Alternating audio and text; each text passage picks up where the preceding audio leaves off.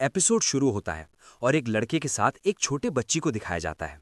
सामने जुओ यही होता है और इसे इन्फो मिलती है कि स्पिरिचुअल एनर्जी बिलियन टाइम्स ज्यादा है, इस बार जितनी डीमन इन्वेजन के दौरान थी।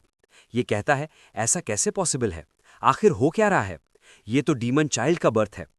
पीछे से वैंगलिंग और फ्रॉगी टू आते हैं। फ्रॉगी टू बोलता है ये तुम्हारे बस की बात नहीं, हम पे छोड़ दो। और फ्रॉगी टू अपने असली फॉर्म में आ जाता है और अब ये दोनों इस पे अटैक करते हैं, और वैंगलिंग भी। और यहाँ सब कुछ डिस्ट्रॉय होते जाता है। अब ये बच्ची वैंगलिंग पे हमला करती है। वैंगलिंग बचते हुए आगे बढ़ता है और अब इस लड़के के अटैक से भी बचने लगता है। ये कहता है असली इमॉर्टल किंग मैं हूं। नीचे से वैंगलिंग की मदर कह रही होती है लिंग एक जेंटल ओल्डर ब्रदर की तरह रहना। इसके डैड परेशान होते हैं काफी। और यहाँ वैंगलिंग और ये बंदा दोनों अटैक करते हैं और सब कुछ डिस्ट्रॉय होने लगता है। इसके डैड कहते हैं सब कुछ खत्म हो गया। नेक्स्ट सीन में इसके डैड बोलते हैं क्या हुआ। ये कहती है मैंने एक सपना देखा, लिंग उसके साथ लड़ रहा था।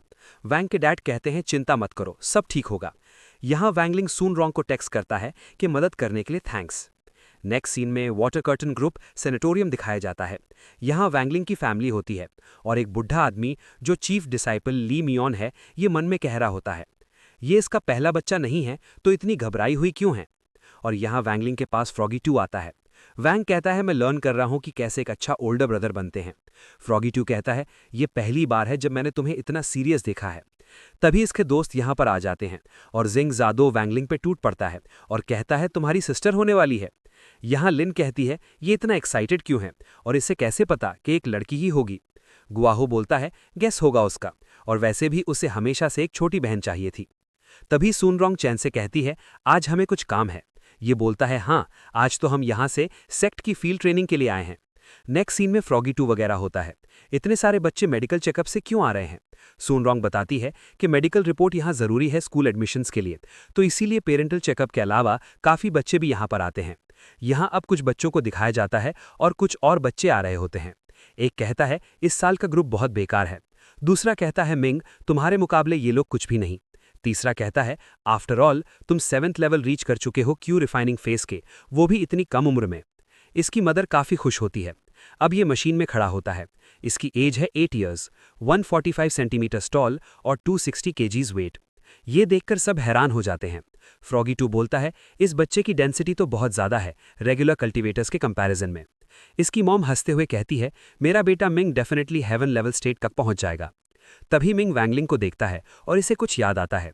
ये इसके पास आके बोलता है हे तुम तो वही हो ना जिसे मैंने हराया था। तुम सिर्फ अर्थ लेवल स्टेट तक पहुंच पाए हो इस उम्र में भी। और फिर ये यहाँ से जाने लगता है।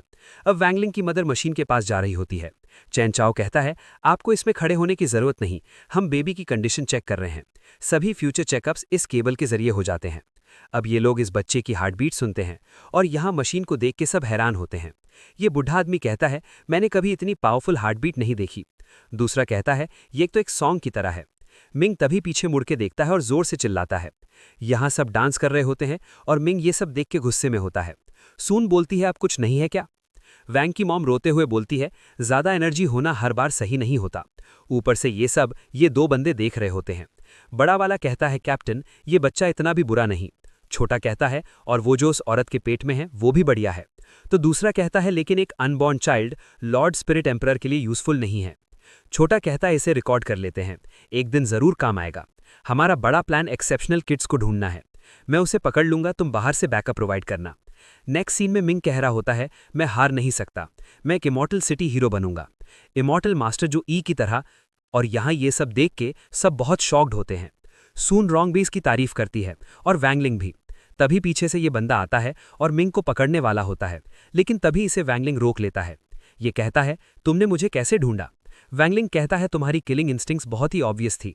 सून रॉन्ग वैंग से कहती है कैमराज ऑफ हो गए हैं, और वैंगलिंग तभी इसे नीचे घुसा देता है। अब वैंगलिंग की मॉम के बेबी की स्पिरिचुअल एनर्जी चेक करी जाती है और तभी यहाँ पर तेज रोशनी निकलती है जिसे देख के सब हैरान होते हैं। गुआहो कहता है ये बच्चा पैदा भी नहीं हुआ है और इतनी स्पिरिचुअल एनर्जी। यहाँ स्पिरिचुअल एनर्जी और बढ़ने लगती है और सब बहुत ज्यादा डर जाते हैं और ये ग्लास भी फट जाता है। तभी वैंगलिंग अपनी पावर का यूज करके सबकी मेमोरी इरेज कर देता है। सून रॉन्ग कहती है तुमने मेरी मेमोरी इरेज करना भूल गए। वैंगलिंग कहता है हमने प्रॉमिस कर रखा है, सही कहा ना। तभी सून रॉन्ग देखती है कि वो भाग गया है बंदा। वैंगलिंग कहता है कोई नहीं, मैंने ये जानबूझ के किया। और ये जिंग को बाहर निकालता है और फिर बोलता है इनका हाइड आउट ढूंढो और सबको मार गिराओ, और ये यहाँ से निकल जाता है। दूसरी तरफ ये बंदा कह रहा होता है मेरी चोट ठीक क्यों नहीं हो रही है, जबकि एलेक्जर भी ले लिया है मैंने, और फिर कहता है अगर हमें वो बच्चा मिल जाए तो वो कम से कम 1 मिलियन के बराबर होगा, नहीं 10 मिलियन टैलेंटेड चिल्ड्रन के बराबर। मुझे उस औरत को पकड़ना होगा। इसका साथी कहता है क्या हमें ये लॉर्ड स्पिरिट एम्परर को रिपोर्ट करना चाहिए? ये इसे मारता है और बोलता है हम इतना लेट तक उठते क्यों हैं और क्यों इतना कल्टीवेट की प्रैक्टिस करते हैं रात में। दूसरा कहता है लॉर्ड स्पिरिट एम्परर को अपना हार्ट ऑफर करने के लिए। ये कहता है नहीं, ये हमारी टीम की एनुअल केपीआई के लिए है, अगर बाकी टीम को पता चल गया तो वो हमारी अचीवमेंट चुरा लेंगी। नेक्स्ट सीन में ये एक जगह पहुंचते हैं, तभी यहां पर जिंग आ जाता है और यहां अटैक करके सब कुछ डिस्ट्रॉय कर देता है। दूसरी तरफ यहां पर मिंग सैड बैठा होता है। वैंग और सूनरोंग यहां पर आते हैं। ये कहता है तुम लोग मुझ पे हंसने आए हो ना, इक्विपमेंट टूट चुका है, मैं अपना मेडिकल रिजल्ट नहीं ले सकता। वैंगलिंग कहता है वो कल तक ठीक हो जाएगा। सोंग इसे जुओ का स्टैचू देती है और बोलती है जो बनना चाहते हो वो बनो। ये इसे लेता है और रोते हुए भागने लगता है और कहता है किसी ने तुम्हारा ओपिनियन नहीं मांगा। फिर ये आगे जाके कहता है बिग ब्रो एंड सिस मैं अपना बेस्ट दूंगा। नेक्स्ट सीन में एक जगह दिखाई जाती है, एक मॉन्स्टर जैसी चीज कह रहा होता है कुछ अनएक्सपेक्टेड चेंजेस हो चुकी हैं, लेकिन प्लान फिर भी ट्रैक पे है, और ये बंदा स्माइल करता है। और इसी के साथ ये एपिसोड यहीं पे एंड हो जाता है। So guys finally the daily life of the immortal king का सीजन 5 आ चुका है और ये इसका एपिसोड नंबर 1 था। आप लोगों को ये एपिसोड कैसा लगा नीचे कमेंट करके जरूर बताना और वीडियो पे जरूर एक लाइक कर देना। जल्द से जल्द मैं इसका एपिसोड नंबर 2 भी लेकर आऊंगा, तो वेट करना।